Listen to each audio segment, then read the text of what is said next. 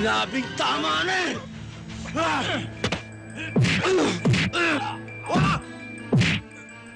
Huwag dito! I'm sorry na.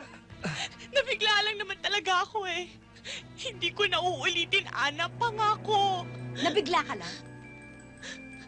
Muntik mo na akong ipapatay, tapos nabigla ka lang? Isipin mo magkapatid tayo.